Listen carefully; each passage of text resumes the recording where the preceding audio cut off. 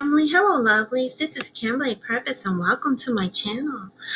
Today I saw another video, another article. I want to expand upon the earlier article, the other video. The other video I I did was about the New Year's and winter solstice. I touched on winter solstice traditions and about the food that they eat and the traditions that some of the natives do, and also the American Aborigines, and also explain the correlation. But this one, I want to go more into detail about the winter solstice traditions that many American Aborigines do, and I wanted to see if there was a connection. I think this one focused on the natives, and some of the pictures have been gray washed, because some of the tribes are American Aboriginal, I believe. Let me see here. Like, there's some Aborigines who are Sioux Indians, for instance, and also some of these may in Northeast, anything in the east coast of the Americas, the South, and some of the northeastern tribes were American Aborigines. But I never heard of this tribe. It's called Moscoti. Moscoti. I'm not sure if I'm pronouncing it right. But I just wanted to share this article because I believe these are both in Blackfoot, both Mongoloid and American Aborigine. Native Americans and American Aboriginal tribes as well. They oftentimes do not include the American Aborigines, but the Paleo Indians are the American Aborigines, which is also the AKA African Americans, who has been misclassified. So, and of course, the pictures are gray washed. Because these Indians don't even look Mongoloid. They almost look like Caucasians. The skin is so pale. But we all know that the indigenous peoples were darker complexion people, and they were melanated, especially the American Aborigines. But anyway, it says here, this is in the Smithsonian. We got to keep in mind that some of this stuff has been gray washed, and they're trying to keep the lies going about us not being here. But we're going to go ahead and get to the truth of everything.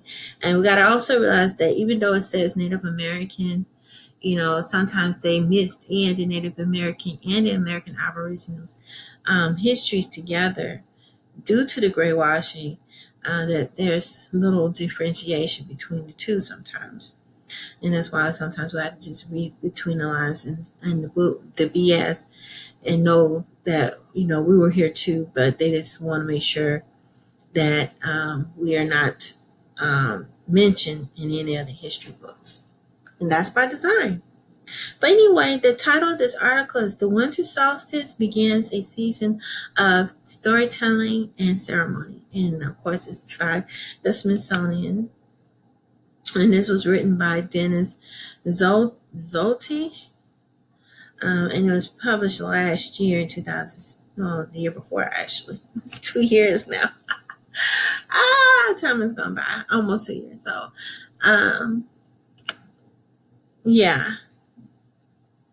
So it was published in December, so it's a little over a year. No. But anyway, it says here the Northern Hemisphere, December 21st, will be the year's least sunlight, when the sun takes its lower and lowest path across the sky. The north of the Arctic Circle is with midpoint of the darkness, which twilight doesn't reach the horizon. As we did before the solar eclipse of August, December, we asked our native friends to share traditions that they heard about the winter solstice. Their answers highlighted winter as a time of storytelling, and it is. And I can see how that is true. But I can see how it's true because during the wintertime, a lot of times, especially back in the ancient times, they didn't have air, heating units and electricity in order to heat up homes and stuff. So oftentimes people had to sit by the fireplace or by the fire. And so, and there was plenty more time, downtime, no, not downtime, but a lot of times you have to be together and as a community or as a family, and you get a chance to share stories with each other. And I could see how they done it during that time period, because you had more time for storytelling, sharing stories and traditions and passing it down from generation to generation. We probably don't do it as much as we did in the past, but I could see how it was done in the past. And I think it's something more that we should be doing. So talking to our elders, getting these stories, writing them down. Like I said, this author, Michelle Lee, I showed this in the previous video. She took family and people in the community, got their stories and put it into a book to share the traditions of the American Aborigines, working the roots, but just also connecting to the soil, to nature. But I see this picture here, like I said, it was gray washed, but it says here the snow snake game by Ernest P. Smith in 1907 through 1975. I believe that's when the artist, this the year the artist was born in 1907 through 1975. See, this artwork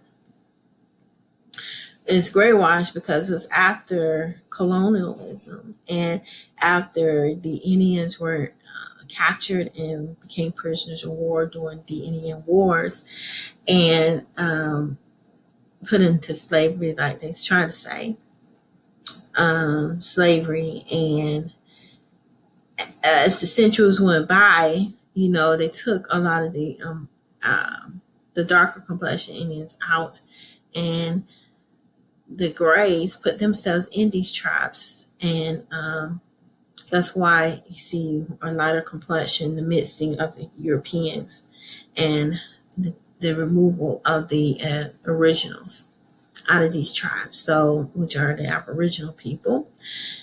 And that's what you have here in this artwork, and that's what you see. And you look at the date that this artist was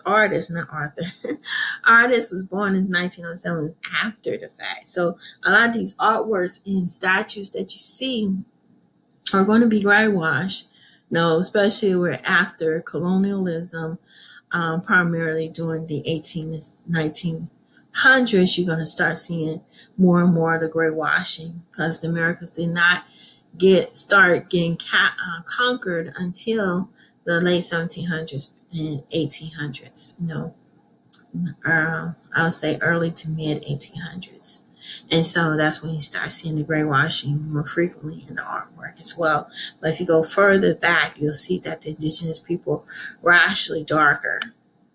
And then we stroll down here when they start describing the different tribes and what their traditions are doing this winter solstice and what they've done in the past and what they're doing right now. They talk about the Ojibwe Indians in Minnesota, the Chippewa tribe. And it says here, the description of winter in many native communities were prepared by the Indian land tenure foundations, lessons of our land as background for teachers. Okay. Not sure who these are, the foundation. It'd be interesting to know if it's been highly, I'm pretty sure it's probably, I'm not sure if it's been heavily indoctrinated. I would go to that screen, but I don't want my computer to start acting up, so I'll stay on this screen. But I'll probably have to research this later about the Indian Land Tenure Foundation, because a lot of the organizations that took on some of the writings and leadership roles in these tribes, became, you start seeing more and more grays in there and making all the decisions. So it'd be interesting to see who these people are. But let's continue. It says, like many events in American Indian culture, there is a proper time and a place for all activities. Traditional storytelling is reserved for the winter months of many tribes. There was a practical choice given the fact that during the other seasons, people were busy growing, gathering, and hunting food. It was the winter with the long, dark evenings, the snow, wind blowing outside. The telling stories, was a way of entertain and teach the children. Another reason is that many traditional stories contain animal characters. To be respectful, people waited until the winter when animals hibernated or become less active so they cannot hear themselves being talked about. Interesting. And it says here, to the storyteller tells you a story is like receiving a gift. To be respectful, a gift of tobacco is offered to the storyteller before the story begins. The storyteller will oftentimes take the tobacco outside and place it on the earth as an offering to the spirits of the story. Interesting. This is real. I think it's great. I know when I was younger, we used to go on hay rides into Stone Mountain, and they used to do that. Had the tradition of the hayride and the fire, and you sit down around the fire and sit down and talk about how, different stories and entertain yourself. And I think I still could see that tradition still going. I'm not sure about all African Americans do this, but I think it's a tradition that we should incorporate in order to celebrate our lineage and who we are and connecting. Because I know I remember as a little girl when we went to these visits at Stone Mountain, because people who don't know, the indigenous people felt like that Stone Mountain, the Cherokees and the Creeks and, not animals, but the people who were in these tribes felt like certain grounds were held sacred, and the Stone Mountain was one of them. But they used to have hay rides for the kids, and it was a wonderful experience. They stopped doing it now. They don't do it like they used to. That was a long time ago, but I used to love going. They used to do storytelling. You sit by the fire, have your marshmallows and hot dogs, and each one of us share a story. And this is what they're doing, and I think this is a wonderful experience to have for children, to connect with the earth, and to keep up a tradition. And it's a great way for children to learn about their lineage, their history, their heritage through these stories. And if they learn at an early age and remember it, they can pass it down to their children, their children's children, and to the point that it becomes a tradition. And it keeps the story going. And it also keeps the culture, the heritage alive. But let's continue. It says San Carlos Apache, Arizona. This reminds me when I was young, my grandfather would ask a really older man to come visit. We would eat dinner, we would visit, smoke, and then my grandpa would put bundles at his feet, and then he would start telling stories most of the night. Okay, this is interesting. And then here they talk about another tribe. It says Ho-Chunk Nation of Wisconsin. We had to wait for the winter moon, and there has been a snow on Mother Earth for those days, for those stories. Wow.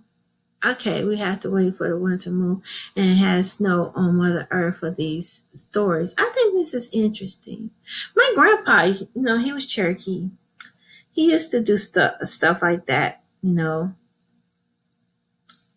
say many blessings to the moon, new moon, the moon.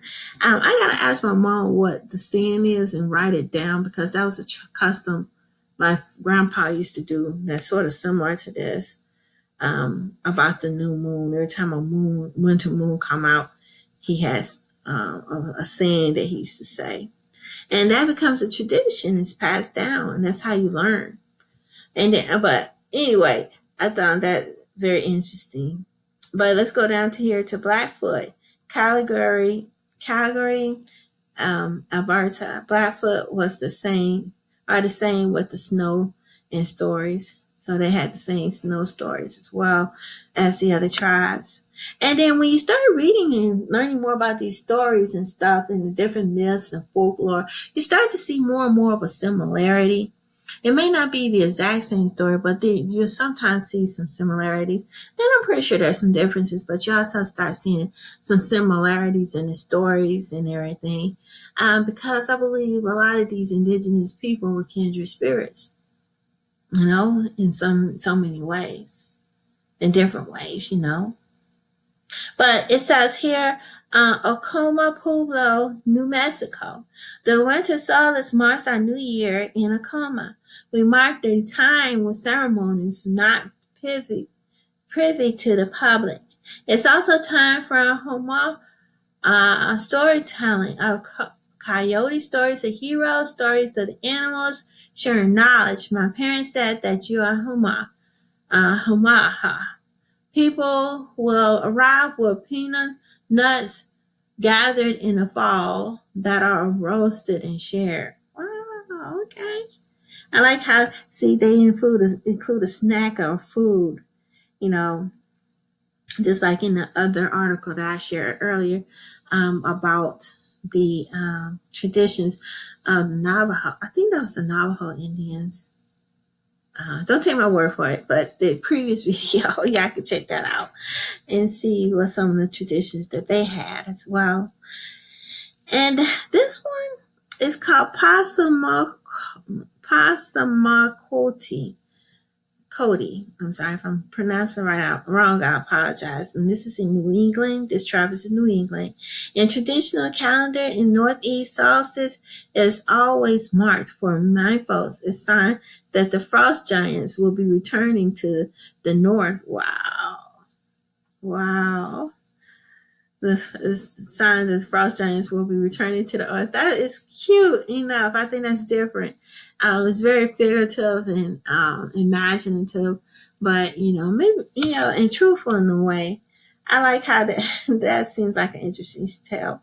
And I think children will love that.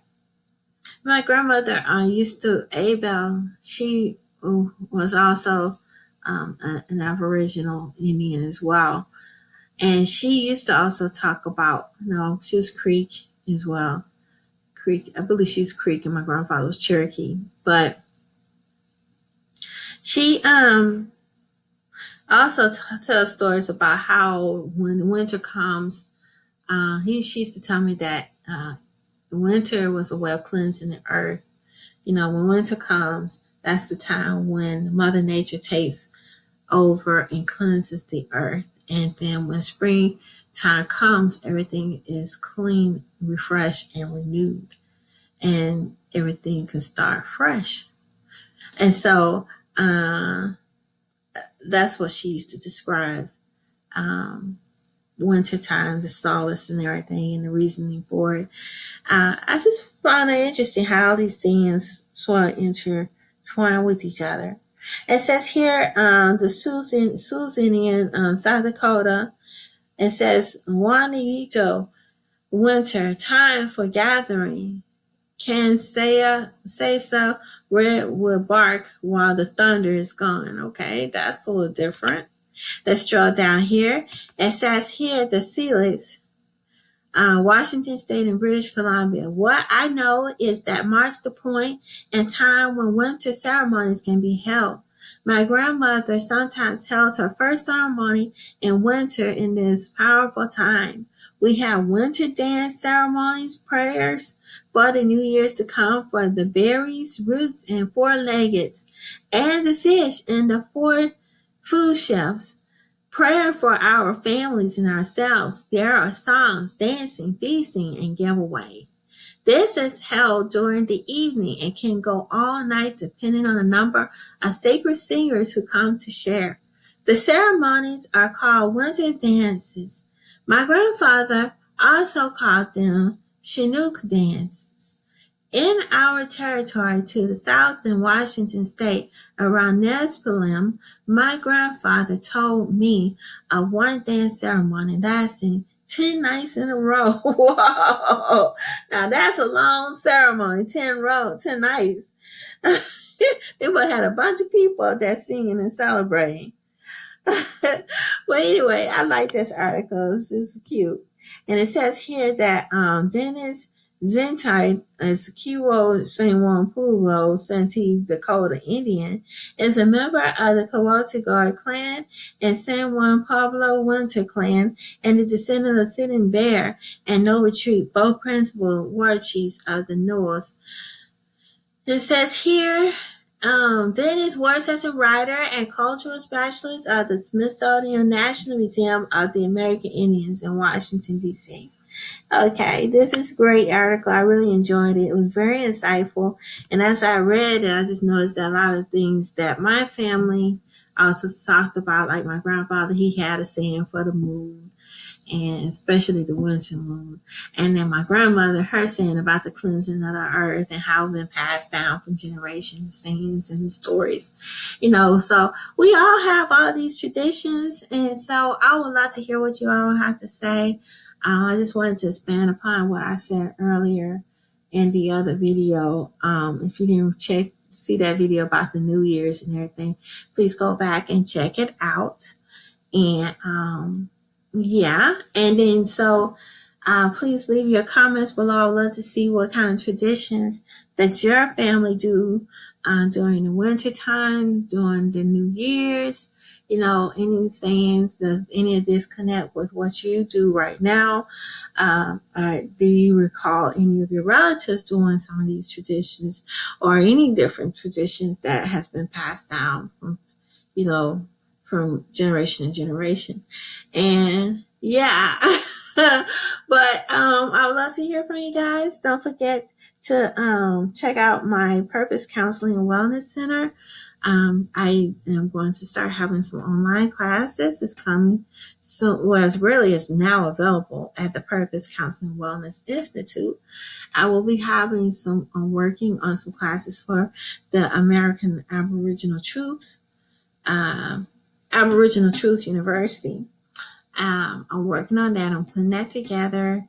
I'll keep you guys posted on that as well. And don't forget to subscribe to this channel. And I have like 2 backup channels. One is called Psychology Essence, and the other one is Purpose. I haven't posted lately on those, but I'm going to be putting up more videos. I'm working on it because I'm trying to keep those updated. But please sign up for those channels.